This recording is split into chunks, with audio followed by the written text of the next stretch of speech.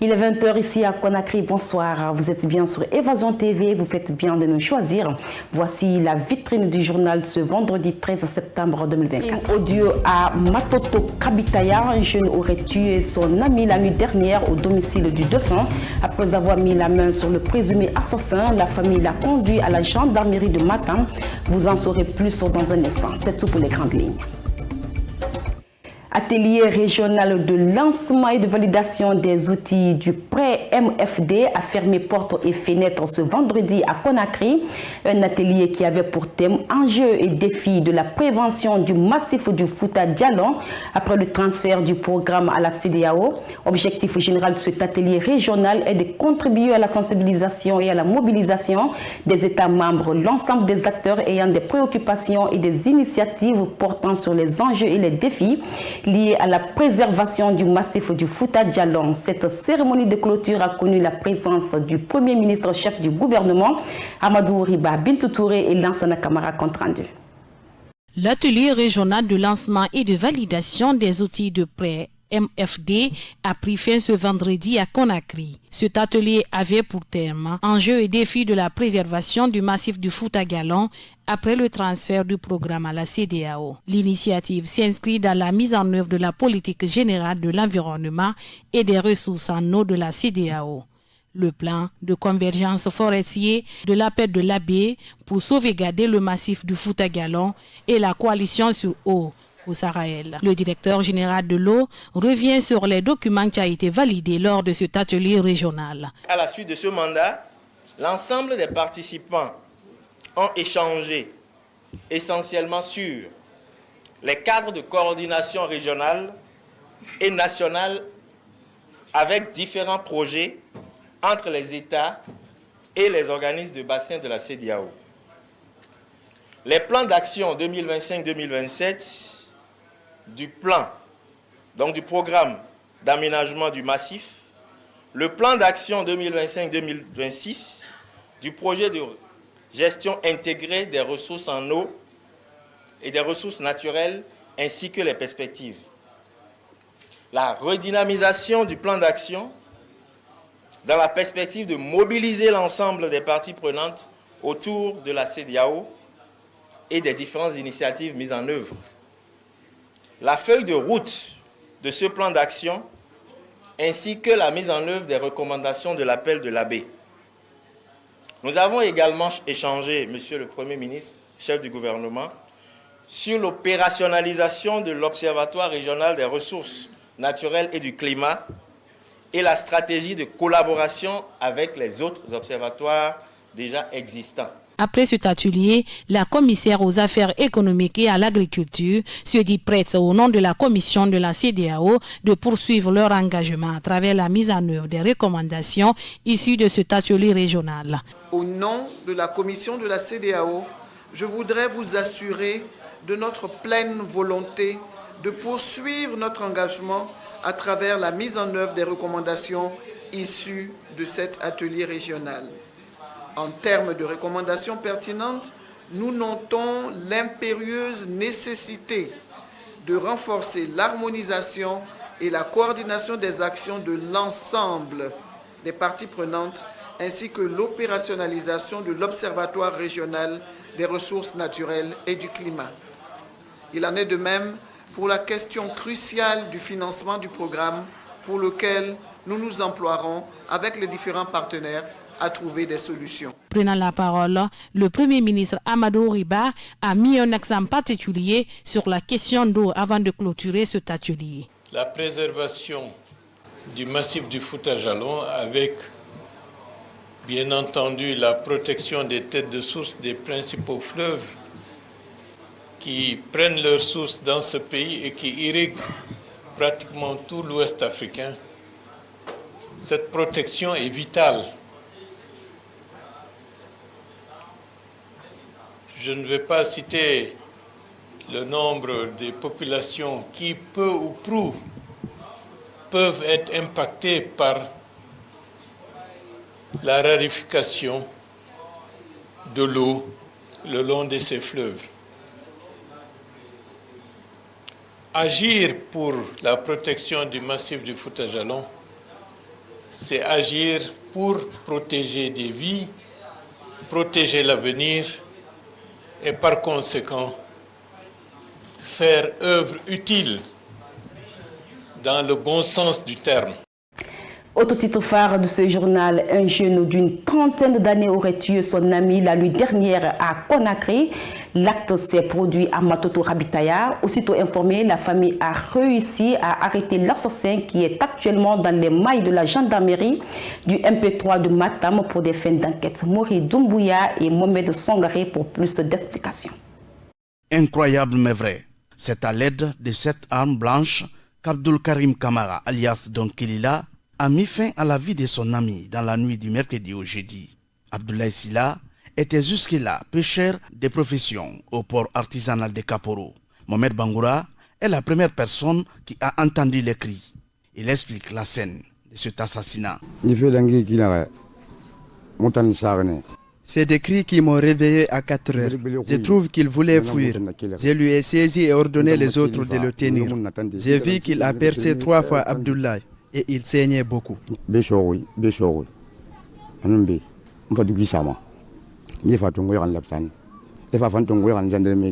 Pourtant, cet assassin avait l'habitude de passer la nuit dans la chambre de son ami, même quand il est absent.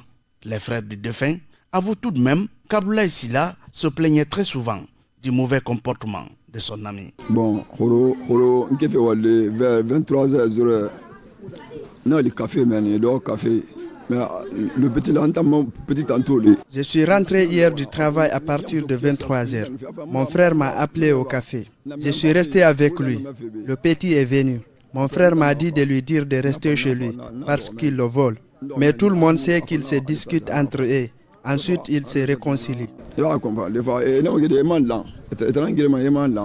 la même nuit, l'auteur du crime a été admis à la gendarmerie de Petit Simbaya. Actuellement, il se trouve dans les mailles des gendarmes du PM3 à Matam. Les parents du défunt demandent à l'application correcte de la loi afin de punir le criminel pour cet acte ignoble. Bon, ne te fais pas quoi ça là-bas. Moi, il faut La sécurité est venue faire le constat et repartir. Nos parents suivent le dossier.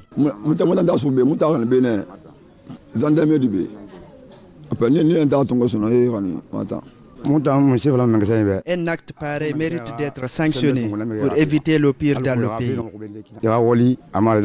Âgé de 40 ans, Abdoulaye Silla n'était pas marié et sans enfant. Avant de rendre l'âme, il avait reçu 3 coups de couteau à la gorge, au ventre, puis à son côté gauche. Pour avoir trop saigné, il meurt à l'hôpital d'Onka, où se trouve son corps. Mettons le cap à présent sur 5 corps dans la préfecture de Beila. Là-bas, les femmes tombent amoureuses de la terre. Dans le district de Fregbedou, plus de 44 hectares de fonio sont cultivés par la coopérative Lawassa. Ces femmes se fixent pour objectif de faire du fonio de 5 corps la meilleure qualité dans la sous-région. Notre correspondant régional Amara Bolokada Kondé a pris part à leur campagne de récolte. Suivez son reportage. Souvent dans les grandes villes à la recherche des travaux domestiques, les femmes de 5 ans peuvent désormais compter sur l'agriculture pour leur autonomisation. Dans le district de Fregbedou, plus de 44 hectares de fonio sont cultivés par le groupement Lawassa. Après plusieurs mois de travaux, l'air est à la récolte.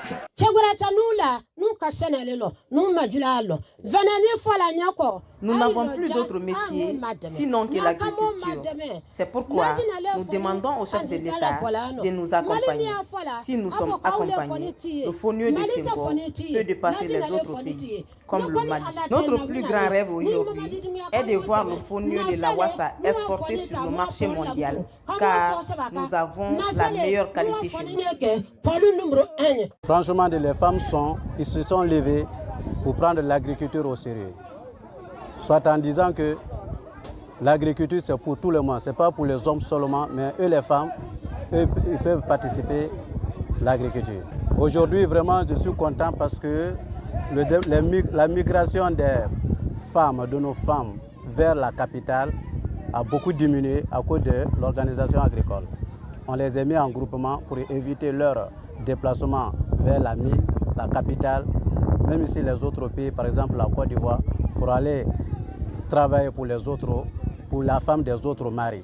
Engagé dans l'atteinte de l'autosuffisance alimentaire et la promotion de l'agriculture, le retour des femmes de Senko vers la terre est fortement salué par les autorités, chose qui devrait servir d'exemple aux autres femmes qui sont encore dans l'exode rural et à la recherche de l'argent facile. En ce jour, nous rendons hommage à l'Union Lawassa pour son encouragement et son engagement à promouvoir et à valoriser la culture du fonio.